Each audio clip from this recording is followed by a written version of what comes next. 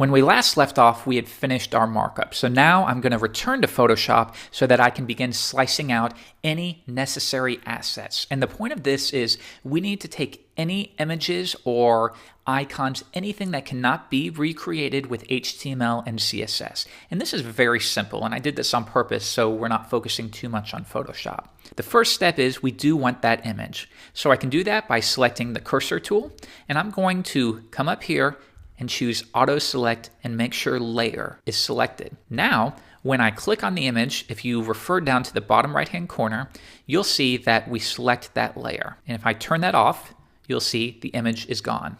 All right, so now if I want to select the image, because all I want is to capture that single image and save it, there's a couple different ways, but this is the way I prefer. I'm gonna hold down Alt or Command on the Mac and click within this thumbnail right here. And now when I do this, you're going to see that what we call marching ants will be selected around the entire layer. Now the problem with this is this image appears to be much larger. And I bet you can tell because if we were to move it around, we can see different parts of the image. Now we want to keep it as it was before, but we only want to select this area. So I could do it manually like so. Another way would be to select the mask. And if you look right here, you can see this is where the designer masked the image, what he wanted to show. What is white will be what is displayed, and what's black is what's hidden.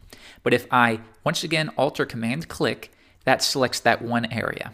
And then I'm going to come back, click on the thumbnail, and copy it by pressing Control or Command C. Now that's copied, I'm going to create a new file, File, New. And now what you'll see right here is the width and the height have been set to the exact dimensions of what is stored in the clipboard. I'll click OK, and now Control or Command V to paste that in, and there we are, we have our background image. So if you've used Photoshop before, you might be used to Save As. But in our case, we want to save it for the web. So I'm going to come down to and click this one right here. Next, we want to specify the format. Do we want it as a JPEG or a PNG? As a quick rule of thumb, anything that is a photo should be JPEG. Anything that is much more simple, maybe solid colors, no gradients, you would use a PNG. And anything that should have a transparent background, you would always use PNG 24. So I'm going to stick with JPEG because this is a photo, and you can see here the ultimate file size. And you always want to pay attention.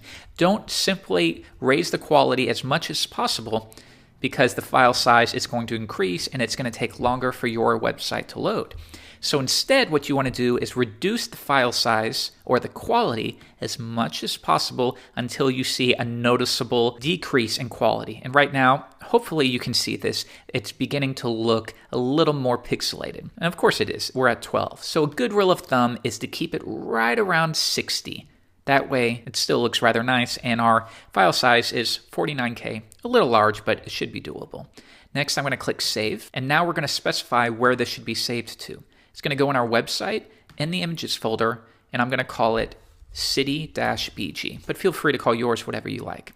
Next, we're going to hide this and add it to our website. Now remember, we're not adding this to our markup, we're adding it to our style sheet. So normally you would slice everything out of Photoshop first, but for now, just to give you a quick glimpse of how it works, let's do it this way. And now we need to target banner right here. So I will say banner and give it a background of URL, and we're going to link to the image that we saved. In this case, img/city-bg.jpg. But as we learned in a previous lesson, because we're within the CSS directory, we have to go up to the root and then into the image. So I will do .. Next, I'll save it and make sure this is called style.css. Finally, after background, if we want the background to repeat, which is the default, this is the default, we can specify no repeat. So we have a single background image. Now let's see how this looks in the browser. If I reload the page, you're not seeing anything at all, and it should be placed right within here. So if you need to debug, right-click, Inspect Element, and let's come down and take a look. I'm going to click on here, and notice it's not finding it at all. And if you're wondering why, well, of course, it's because we've created a style sheet, but we have not linked to it. So we'll add our website name, my website, or it should be called black and white. And next, we will link to that style sheet, CSS style.css. Reload, and now it's being displayed. But now you can see that the image is much larger than the content, so it's cut off. But what we really want to do is make sure that the content is the exact width of this image. If I close it out, you can see the image takes up the entire area. So that's the next step, is to figure out what the width is of our image. And we can do that in a couple ways. One, you can right-click on the file within Finder or within Windows and view the information, or you can open it from Photoshop, and we'll do that now. And now I can go up to Image and choose Image Size. And we can see right here it's in pixels. If yours is set to %, make sure you're viewing pixels because that's what we're working with.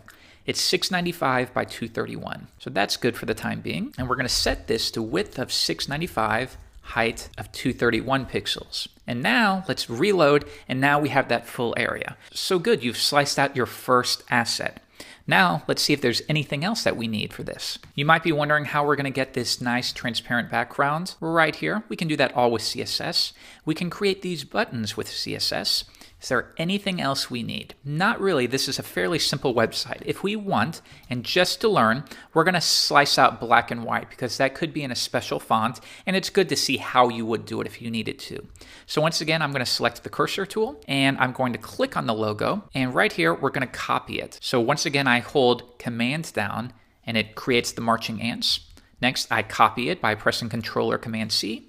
And this time, rather than pressing File, I'm going to press Control or Command N to create the new file at the exact dimensions we require. Next, Command or Control V, and that pastes it in. But in this case, notice we still have the white background.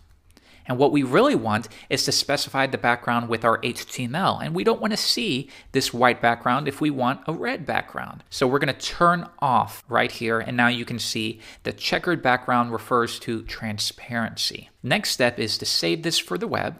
So we can go to File, Save for Web, or on the Mac, it's Shift Control Option S. Next, I want you to notice that somehow that background showed up again. Well, that's only because we have specified JPEG. And remember earlier, I noted anything that is transparent, we should use ping 24. Now when I do that, that will come back up, and we'll click Save.